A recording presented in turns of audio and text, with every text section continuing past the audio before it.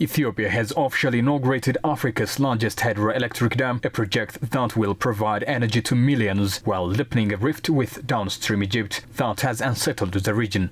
Africa's second most populous nation with over 120 million people, Ethiopia sees the $5 billion Grand Ethiopian Renaissance Dam on a tributary of the Nile as central to its economic ambitions. Making up all financial issues by merely Ethiopians in and out, Ethiopia has completed the Grand Ethiopian Renaissance Dam regardless of allegations, particularly by Egypt, a country which claims Nile as its mere resource.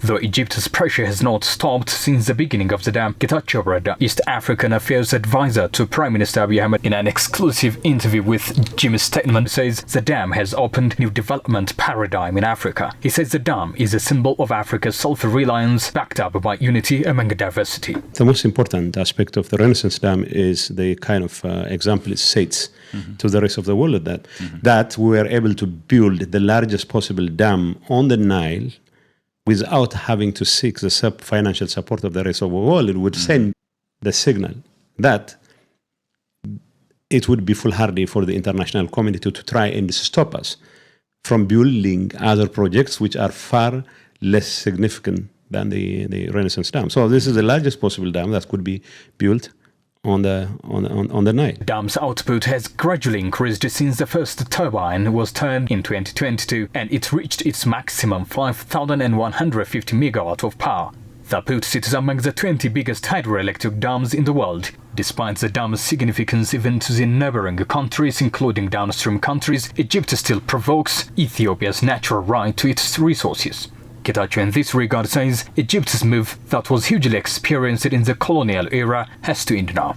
The Egyptians are steeped in the tradition of trying to establish that they are historically entitled to the exclusive use of Nile waters. That, the colonial era treaties, even the Egyptians didn't sign it.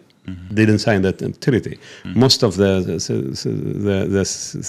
colonial era treaties were signed by the British, both on behalf of the Egyptians, on behalf of the Sudanese, and probably the only one that was signed between two seemingly independent African nations, Egypt and Sudan, was the 1959 agreement.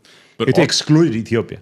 Now the thing is, if the Nile, if the Egyptians insist that it is their historic right to maintain exclusive control over Nile waters, it defies geography, it defies common sense, it defies any notion of fair play or justice. Getachew says although Ethiopia's downstream neighbors have watched the project's advance with dread since the construction began in 2011, Ethiopia has been filling the reservoir in phases since 2020, arguing that it would not significantly harm downstream countries. He says independent research shows that so far no major disruption to downstream flow has been recorded.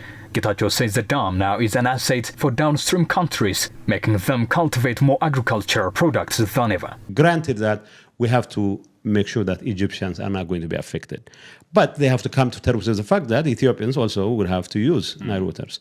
When we first built the dam over Takaze, which the Sudan is called Atbara, which is another tributary to the Nile, the Sudanese realized that, well, despite their original uproar against the dam, they realized that the building of the dam in the highlands of Tigray simply meant that they were able to reclaim more than 250,000 hectares of land, which they could harvest year in and year out. So with the dams being built upstream, the rate of siltation not only decreases, but at the same time, the water being regulated simply means that the Sudanese were able to harvest additional 250 hectares. With Al-Nahda, with the Renaissance Dam, they will be able to harvest another 10 million hectares. So to the extent that there is an issue for the Egyptians to fret over, it's not going to be with Ethiopia, it's going to be with Sudan. It's been anticipated that beyond its major significance to Ethiopians in supplying electricity, the dam also creates favorable ways of sharing resources in African countries, with countries like South Sudan so far requested for cooperation in the energy sector.